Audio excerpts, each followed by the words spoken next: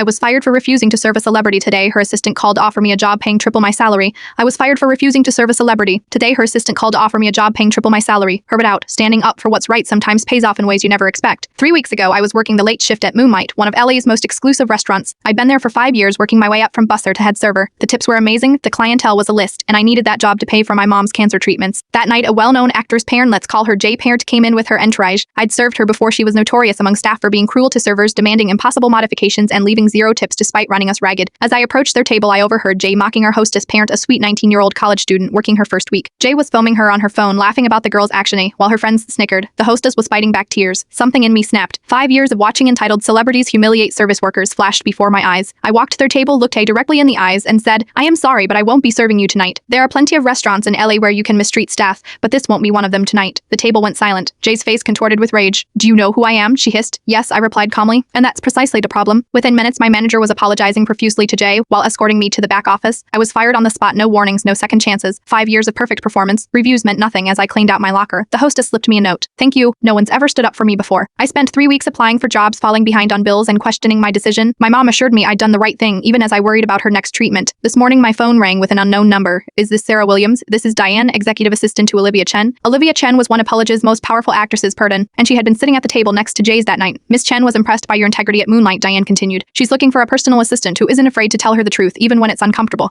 The salary is $95,000 plus benefits. Are you interested? I nearly dropped my phone. That was triple what I made at the restaurant. Here is one condition, Diane added. Miss Chen wants you to know that if she ever behaves like Jay did that night, you have her permission to quit on the spot. I start tomorrow. My first task, helping Olivia organize a fundraiser for service workers' mental health support. Sometimes standing your ground costs you everything, and sometimes it leads you exactly where you are meant to be.